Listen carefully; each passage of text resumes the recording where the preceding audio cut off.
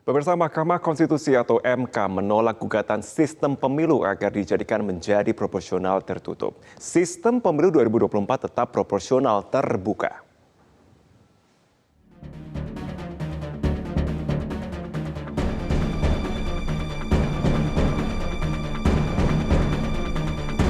Sebelum amar putusan dibacakan, 8 hakim MK secara bergantian membacakan berbagai keuntungan dan kekurangan pada sistem pemilu, baik itu proporsional terbuka maupun tertutup.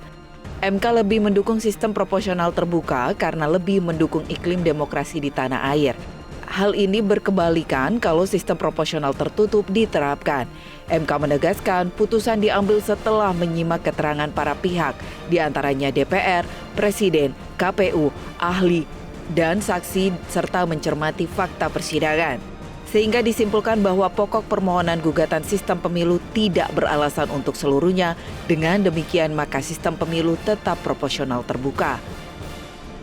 Amar putusan mengadili dalam provisi menolak permohonan provisi para pemohon.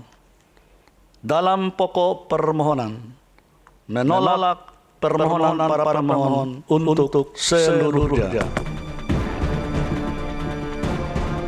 Namun keputusan Hakim MK tidak bulat, lantaran ada satu hakim yang memiliki pandangan berbeda.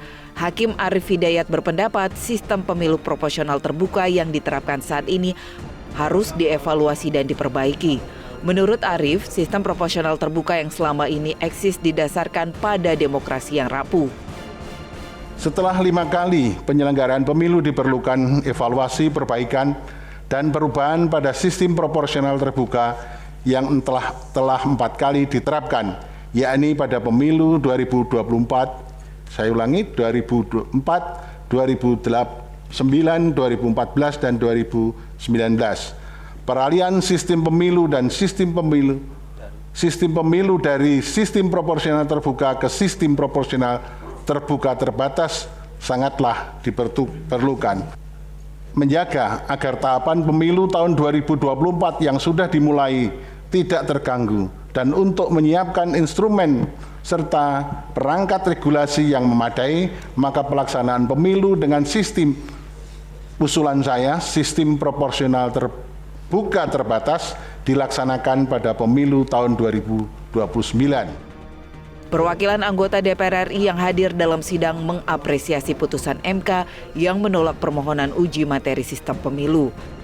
Anggota DPR fraksi Gerindra, Habibur Rahman menyatakan penyelenggara pemilu kini dapat berkonsentrasi memastikan pesta demokrasi berjalan lancar.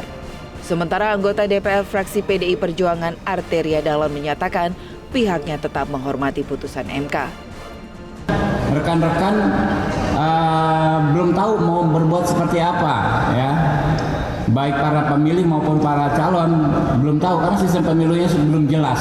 Dengan kejelasan hari ini, maka kita berharap proses tahapan pemilu bisa terus bergerak dan yang namanya aspirasi, ya, kemudian proses demokrasi rakyat terus berlanjut dengan baik. Saya kira pada hari ini sudah terjawab, sudah beberapa hari kita menunggu semuanya apa gerangan dalam putusan ini, dan ternyata putusan baru saja diketok palunya oleh majelis dan kita dengarkan secara bersama.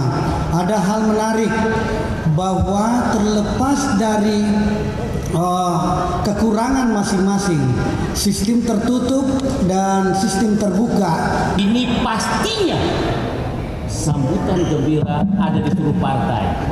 Oke? Gembira semua, Gerindra, Golkar, Gerindra, dan semua Gerindra. Dan saya yakin PDI pun yang sangat dewasa dan matang, sungguh pun dissenting, dia pun gembira karena ini pilihan demokrasi. Hadir putusan Mahkamah Konstitusi yang begitu luar biasa, begitu fenomenal, harus kita akui ulasannya begitu komprehensif, menjadi bagian daripada pengayaan dalam konteks kehidupan hukum, khususnya hukum ketatanegaraan dan demokrasi. Pada prinsipnya kami menghormati putusan Mahkamah Konstitusi ini.